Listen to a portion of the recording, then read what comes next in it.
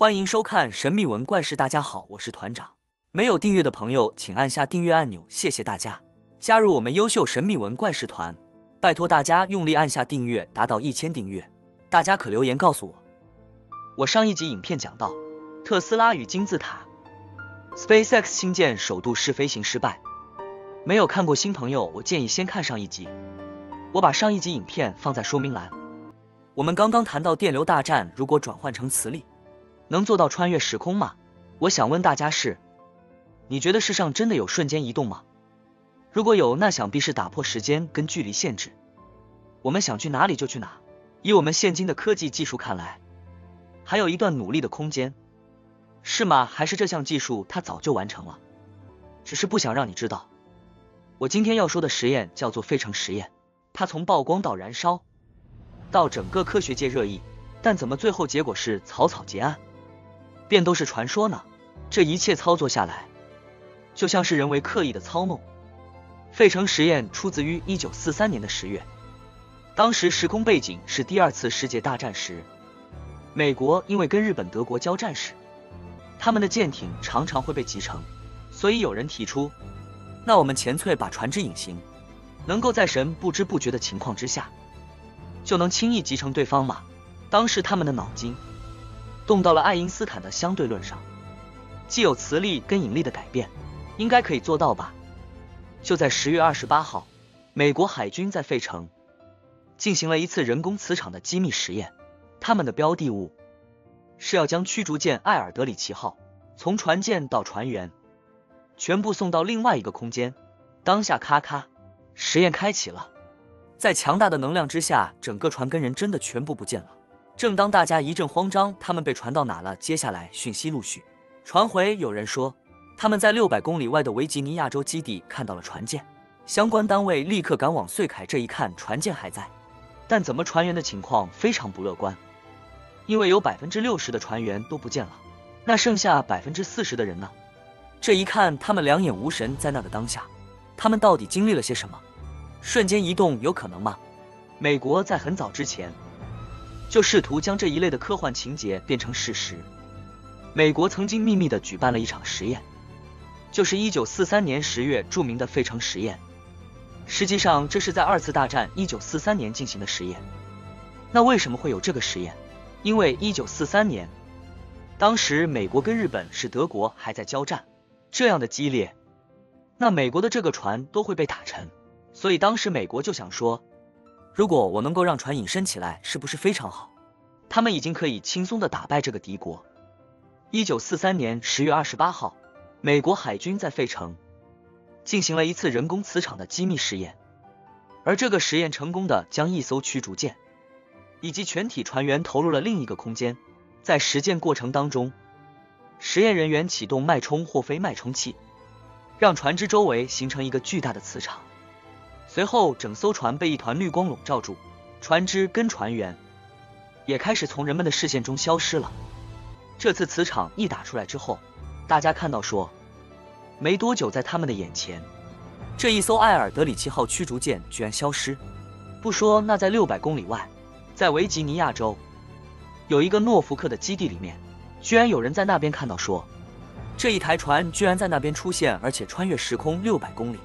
对，而且出现的时间还不只是短短的几秒钟，是几分钟的时间。几分钟时间它又消失，又回到这个地方，费城实验。也就是说，这个空前绝后不可思议的实验让驱逐舰平行漂移穿越时空600公里，这让科学家惊叹之余又有点不安。他们的理论是说，即有所谓的磁场跟动力的借引力的改变的时候，可以让周边的光折射，折射回去的话就看不见，就变成隐形。不可思议的实验，下一步还会发生什么事？没有人知道。于是他们迅速切断了磁力产生器的电源。等到绿雾渐渐退化之后，艾尔德里奇号又重新回到雷达和人们的视野。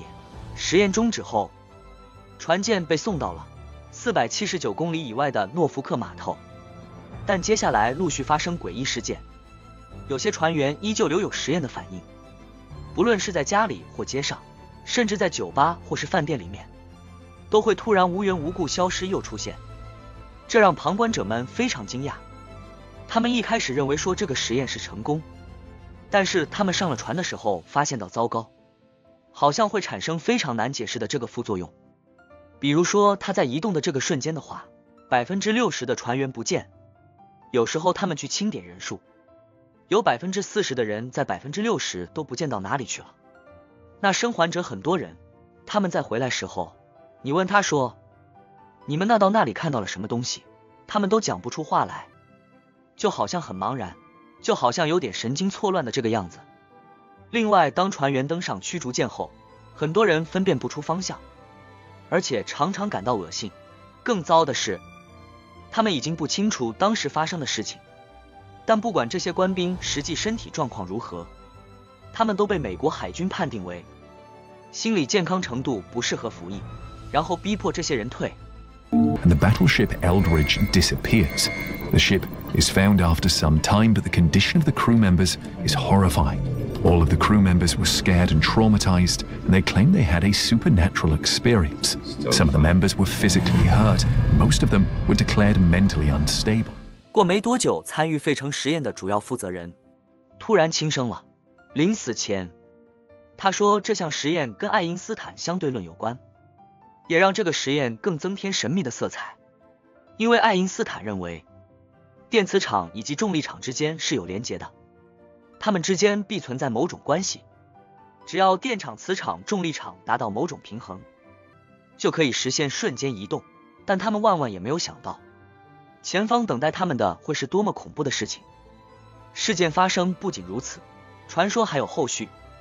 根据当时的一些知情者说，看到船员出现一些不可思议的事情，还有一些船员无故的消失，甚至有一部分的船员镶嵌在墙上，跟船上的钢板完全融合。这就是名为费城实验的科幻恐怖故事。参与计划的科学家阿尔比莱克说，当医疗人员登陆驱逐舰上，他们立刻惊恐地回报 Bodies were literally buried in the steel, dying or near dead. 有的人则是右脚消失地躺在地上，还有的人身体及船体相连在一起，甚至有人的下半身就像陷入泥沼般的陷入了甲板。而且当他们清点人数时，竟然发现船上有超过一半的人员消失了。We're almost alongside. There's been a fire. It's still burning in some places. Get a camera. There are men moving about on the deck. They appear to be pretty badly burned. My God, there's a man buried. He's in the steel. He's buried in the deck. Can't describe it. He's alive. He's alive. 这一些科学家对于这些人到底要去哪，以及发生什么样的事情，他们完全摸不住头绪。不过美国海军随后封锁了所有讯息，有关这次实验的所有记录也被列为绝密档案无一的第二次实验吓坏了所有的人。美国军方立刻终止计划，此次实验伤亡惨重，他们只能想尽办法尽力掩盖事实的真相。比莱克博士说，所有伤亡船员的家属只被告知他们在战争中不幸过世，这是美军所能想到最好的解释。这项计划最后被升级成比最高机密还要机密的机密级别。但由此一说，费城实验是一项流传已久、就闻所有参与计划船员都否认曾经有任何事件发生，除了一位目击者宣称他参与整个实验发生经过，但远远没有任何的直接证据。而且实验内容缺乏了严谨的科学理论基础，费城实验的真实性普遍受到质疑。很多人认为这不过是个单纯的都市传说罢了吧。甚至为了要掩盖这项计划，美军后来修改了艾德里7号的日记，表面上艾德里7号从未来过费城，不过美军千算万算没有算到2个人。在刚刚的故事当中，我们有2个人没有提到，第一个是参与计划的阿尔比莱克博士，另一人是目击整起出现又消失的卡洛斯阿兰德。他们的说辞总该能信了吧？据说卡洛斯阿兰德当时在现场就感受到一股强大磁场，还能感受绿雾的能量。这说起来有点神秘，但他非常确信绝对没有看错。于是他写信给一名叫做杰苏普的天文学家，希望能寻求他的帮助。很可惜他最后被拒绝了。过了一段时间，直到1955年，一封神秘的牛皮纸袋送到了美军的办公室里面去。虽然他们相当的紧张，这纸袋里面装的是什么样的秘密，是美军不愿给世人知道的真相吗？ I don't believe this. The Elders is beginning to fade, sir. She's gone. I didn't think it was possible. She's radar invisible. Congratulations, Doctor. Looks like you've just taken the entire German fleet out of this war. How is it? Jim got spooked in here. 电影《消失的1943》里头情节叙述的就是费城实验。 Captain Robertson, sir. It's a cutter. They say the Eldridge has vanished. Of course she has. She's radar invisible. No, sir. She's really vanished. She's gone. Get me the captain of the Eldridge on the radio right away. It's impossible. Ball boy. Sea dog. Over ball boy. Sea dog. Shut her down. Tell the Eldridge to kill the generators. Tell them! They broke off communication, sir. Keep trying. 艾尔德里奇号瞬间在眼前消失，他去哪里了？卡洛斯·阿兰德在美军第一次实施实验计划时，正巧他的船就停在艾尔德里奇号的附近。一开始他是先注意到有一团绿色的雾气包围艾尔德里奇号没多久，这艘船就消失了几分钟后，却再度出现。This is what's going on. I don't know. What do you see right now? Stars, moon. It's night. Did you see a ship? I mean, did you see the ship, the town? Yeah. I was spinning around. What's going on here? 像谜一样的费城实验究竟存不存在？众说纷纭，有人说美国海军极力掩盖真相，但别忘了有人亲眼目击艾尔德里奇号出现后又立即消失。他还说当时现场产生一股强大的磁场，他甚至能够感受到绿雾带来的能量。虽然他所看到的一切非常的不可思议，但他又非常确定自己没看错，于是他开始写信给一位叫杰苏普的天文学家。杰苏普是少数早期就开始研究 UFO 的知名学者之一。那时候卡洛斯·阿兰德想说研究 UFO 的杰苏普应该会相信他，没想到事与愿违。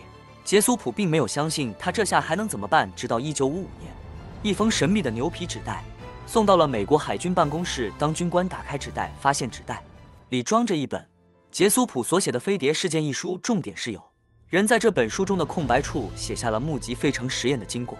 当时美国海军非常震惊，立刻请来了专家比对笔迹，希望可以尽快找到自己的主人。不过分析后发现笔迹来自3个不同的人，但又不能确定这些人是谁，于是转向寻找这本书的作者杰苏普。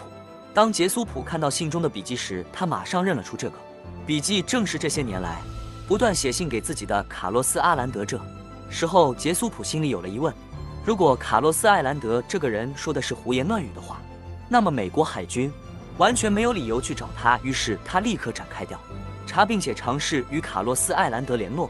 当他试图从信件上的地址寻找卡洛斯·艾兰德时，他才发现在过去卡洛斯·阿兰德寄给他的信件地址不断的在更换，所以根本找不到他。难道这位目击者只是虚构吗？杰苏普不放弃追根究底，后来证明有这个人，但他从来没有在众人面前出现过。杰苏普认为费城实验不单纯，他继续努力调查。有一回他在费城酒吧喝酒，竟然听到这一段不可思议的对话。曾经有一晚，艾尔德里奇号的船员在酒后一言不合大打出手，本来酒后起争执也不算什么，可是在他们大打出手的时候，酒吧的服务生以及顾客竟然看到前一秒还在打架的海军后一秒竟然消失了，然后没有多久又出现，就这样不断的巡回了2、3次。1959年4月19号，杰苏普的好友兼同事曼森·瓦伦泰博士接到了杰苏普的电话，电话里杰苏普兴奋地说他对费城实验的调查有了突破性的进展，他约了朋友隔天好好详谈。不过约定的时间到了，却一直等不到杰苏普，难道发生什么事吗？这个教授呢，后来竟然会在一个车祸里面直接就被人家一撞死掉了，所以整个费城实验这个东西又被压了下来，是意外还是计划性谋杀？因为杰苏普的车子被发现停靠在公园，引擎还持续在运转，而且排气管的管子却接了车内。杰苏普早就已经奄奄一息，后来警方判定杰苏普是轻生，但是真相是什么，终究没人知道他到底遭遇到什么事。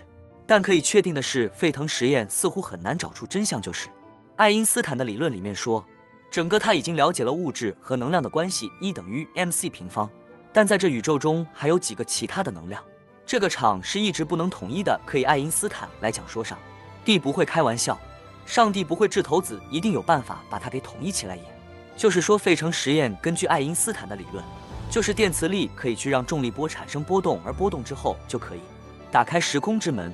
那条驱逐舰就是进入过时光隧道，但是中间出现了一些失控的状况。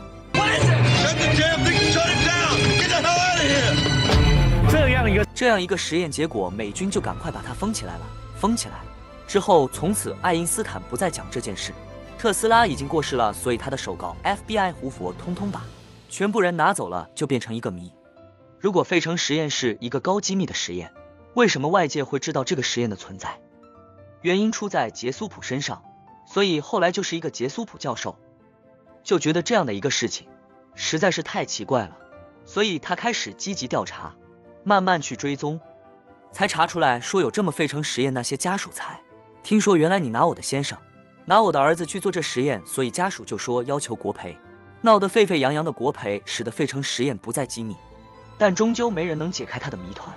最近开始公布一些资料，事实上当时美国真的很想相信，说利用电磁波的能量让我的战舰成为一个力中战舰，所以在纽约这边也曾经做过类似的实验，也是由特斯拉直接去立了几杆电杆，然后电杆里面有很多放大器，用电磁力量打过来之后，但是在纽约这边还没有成功。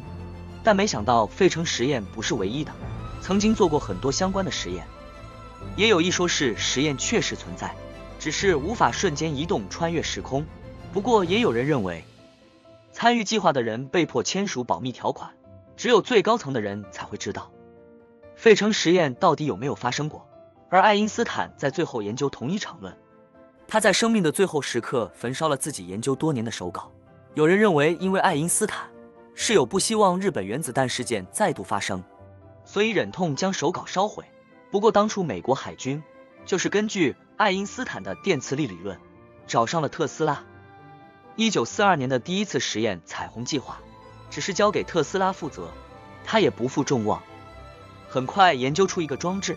但后来在实验过程中，特斯拉发现这些装置有缺陷，会产生一些不可思议的事情，他甚至建议美国军方停止实验。特斯拉预见到该实验将对人体和精神都造成巨大的伤害，并且线圈间相互干扰表现得极不稳定，连特斯拉本人也一时无法驾驭。1942年底，特斯拉被迫辞职。1943年1月7号，他就被发现独自一人死在了纽约的饭店。虽然官方的说法特斯拉是死于心脏病，但种种迹象不得不让人联想到，这或许就是当局的暗杀。至于船员的瞬间消失，还有甲板融合，或许是当初特斯拉提出的警告之一，只不过不被美国军方采纳。原来你在时空转移过程中，你分子裂解到一个时空，你再回来时候，你在时空中裂解之后推挤溢出来之后，人嵌在甲板上面，人嵌到肛门上面，人砍到墙壁上面，人血肉跟钢体结合在一起。比如时空转移之中，人体跟钢铁整个融合在一起。你说在时空转移的时候，对人体会分解，对钢铁会分解，所有东西都会分解，在分解过程里面，人跟钢铁又组合在一起。说到底，费城实验是否真实存在，没人敢轻易断言，而许多未解之谜只能期待官方给真相。许多人还是选择宁可信其有，请大家自行判断。希望您会喜欢今天主题，也欢迎在下方留言分享你对这些的看法。大家帮我按赞、订阅、开小铃铛，谢谢，感谢收看，下次再见。